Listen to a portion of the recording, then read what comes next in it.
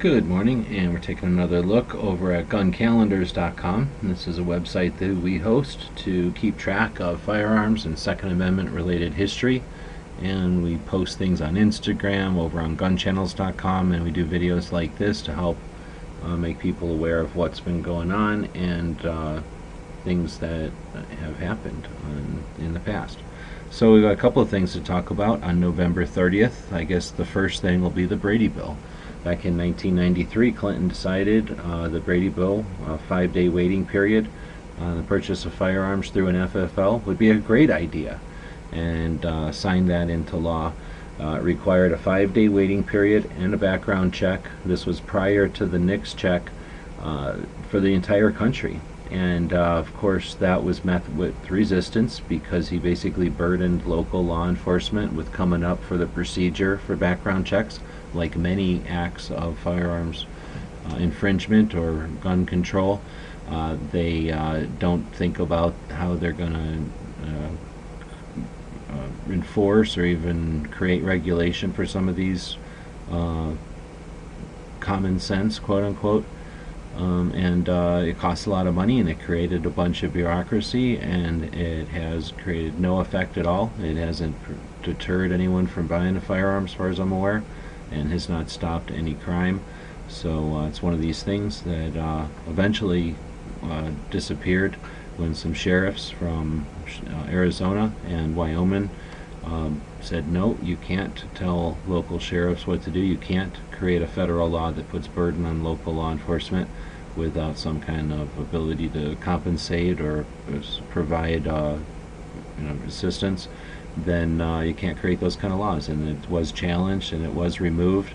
Unfortunately, that was just in time for the NICS system to come online, and the burden was removed from local law enforcement and added to the bureaucracy and the scope of government, federal government. So we now have the NICS system that replaced it a few years later. But let's not forget that presidents do foolish things, and people led by misinformation and tugs to the heartstrings or appeals to emotion can be led to do things that offer very little positive and potential long-term negative consequences. And that's one of the things we take a look at on the calendars. Next up is Winchester. Oliver Winchester was born today, back in 1810. So one of our early firearms influencers, I guess is a bad word, firearms inventors, businessmen. Winchester has an interesting story, and obviously company is still in business today. So lots of history available on that one. He was born today in 1810. Next we have a gun show to talk about, and each year the Small Arms Review magazine has a gun show in conjunction with Crossroads of the West, a large gun show promoter. And the first weekend of December, which usually overlaps into November like this one does, with the Friday, Saturday, and Sunday, a large 3-day gun show in Phoenix at the Arizona State Fairgrounds. And the Small Arms Review portion of it is an entire building with belt-fed and military style, or military surplus, I should say, cool stuff, large ordnance and historic stuff. Lots of collectors from all over the country get together once a year, and that's the place they do it. The rest of the show is massive. It's one of the largest shows this side of Wanamaker's, and that makes it one of the largest gun shows in the country, associated with the SAR Show. So all together in one weekend at the Arizona State Fairgrounds, you get one of the largest gun shows in the country and the Small Arms Review West show, and that's all happening today, November 30th, starting today.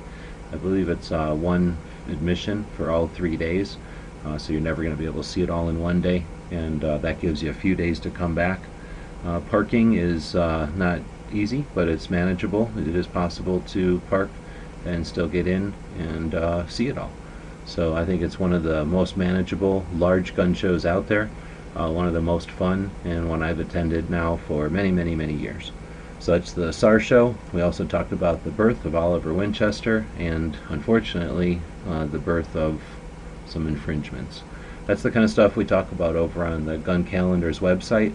It's the kind of things we actually have conversations about over on gunchannels.com. Everyone's encouraged to jump over to gunchannels.com and join that conversation on guns. Leave us some comments in the video here or wherever you happen to find it online. And as always, thanks for watching.